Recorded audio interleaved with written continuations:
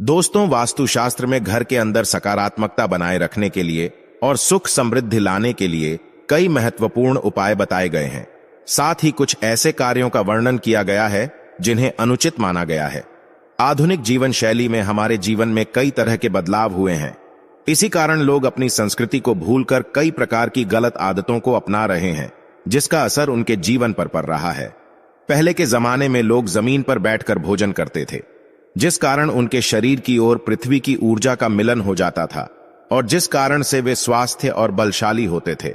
आजकल देखा गया है कि कमजोरी आम सी बात हो गई है।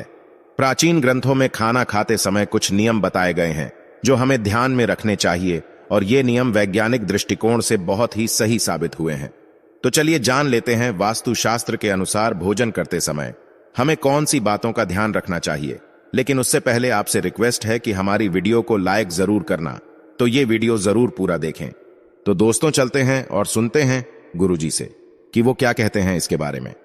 नंबर 1, रसोई घर। वास्तु के अनुसार रसोई घर को बृहस्पति ग्रह का प्रतीक माना गया है। रसोई घर को स्नान गृह है या शौचालय के ऊपर या नीचे कभी नहीं बनाना चाहिए।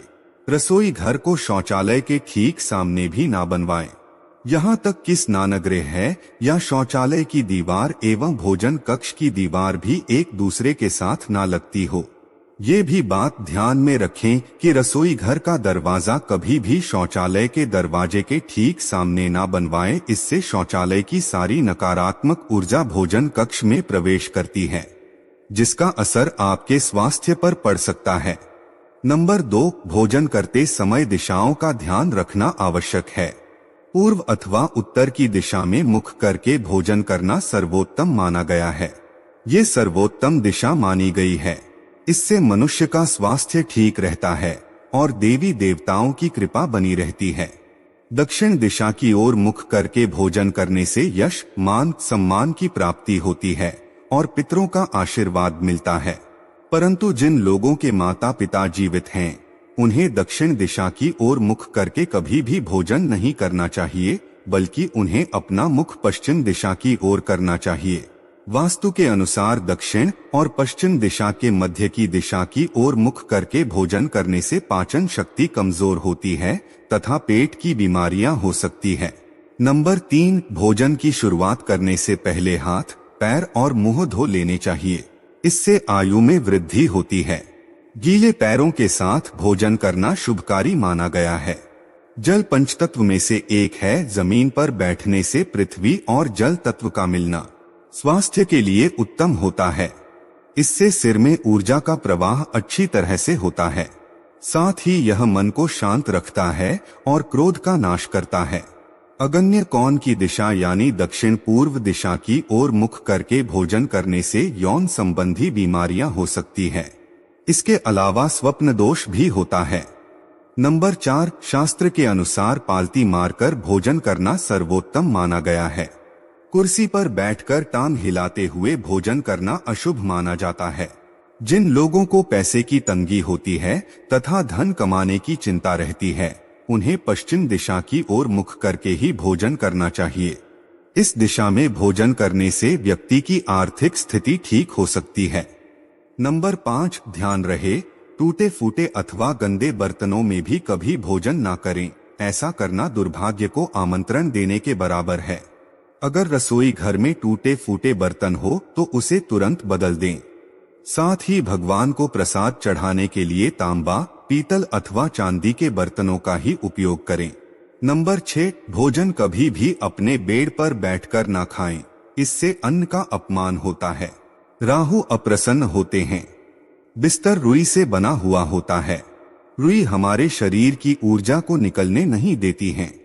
खाना खाते समय हमारे लिवर की गर्मी निकलती है। बिस्तर पर बैठने से ये गर्मी शरीर में ही रुक जाती है, जमीन तक नहीं पहुंच पाती। इससे हमारा पाचन तंत्र और भी खराब हो जाता है। जमीन पर बैठकर भोजन करने से हमारे शरीर का तापमान सही रहता है।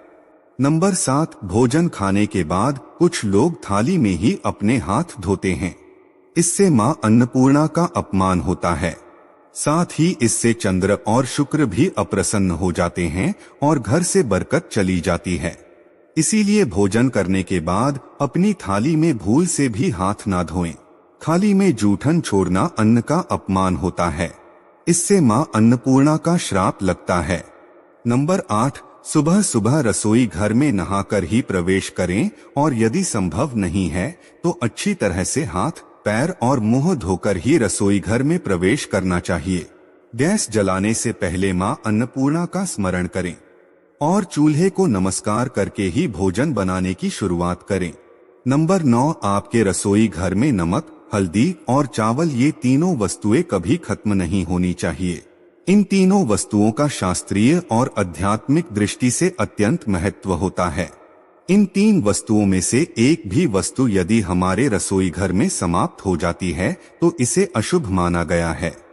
नंबर 10, रसोई घर में पीने के पानी का घड़ा उत्तर पूर्व दिशा में रखना चाहिए और ये भी ध्यान देना चाहिए कि पानी का घड़ा हमेशा भरा हुआ होना चाहिए। खाली घड़ा रखने से घर में धन संपत्ति की कमी होती है और भरा हुआ घड़ा सुख समृद्धि की निशानी है। शाम के समय भगवान के पास दिया जलाने के बाद हमें पानी के घड़े के पास भी दिया अवश्य जलाना चाहिए। इससे घर में सुख समृद्धि आती है। खाना बनाते समय पहली रोटी गोमाता की और आखिरी रोटी कुत्ते के लिए जरूर निकाल कर रखें और प्रतिदिन उन्हें खिलाएं। ऐसा करने से आपके रसोई घर में यदि कोई वास्तु दोष है तो वे भी दूर हो जाता है और मां अन्नपूर्णा भी आप पर प्रसन्न हो जाती है। रसोई घर में मां अन्नपूर्णा का वास होता है, इसीलिए रसोई घर में कभी भी चप्पल जूते पहन कर ना जाएं। नहीं तो मां अन्नपूर्णा का अपमान हो जाता है और वे हमसे नाराज होती है। रसोई घर में सिंह का या नल का पाइप खराब हो और उसमें से पानी टपकता हो या बेवजह पानी बर्बाद होता रहता है तो इसका भी बहुत ही बुरा प्रभाव पड़ता है। इससे धन का खर्चा बढ़ता है। आइए अब जानते हैं कि सुबह उठने के बाद हमें घर की कौन सी चीजों का दर्शन नहीं करना चाहिए। पहली बात, रसोई घर में प्रवेश करते ही सबसे पहले यदि हमें कोई जीव जंतु जैसे छिपकली, कॉकरोच इत्यादि मरा हुआ दिखाई देता है तो ये बहुत ही अशुभ होता है। लेकिन आप तुरंत ही उसे उठाकर बाहर फेंक दें और उस जगह को अच्छी तरह से साफ करके ईश्वर का स्मरण करें और किसी भी मूल चूक और किसी भी भूल चूक के लिए क्षमा मांग लें। दूसरी बात, रसोई घर में प्रवेश करते ही यदि हमारा ध्यान सबसे पहले चाकू, छुरी, कैंची या किसी भी नुकीली वस्तु पर पड़ता है तो इसका नकारात्मक प्रभाव हमारे जीवन पर पड़ता है। ये सभी वस्तुएं काटने और बांटने का काम करती है। इसीलिए ऐसे में आप पूरे दिन सावधान रहें और किसी भी लड़ाई झगड़े या वाद विवाद में पड़कर रिश्तों में दरार न आने दें।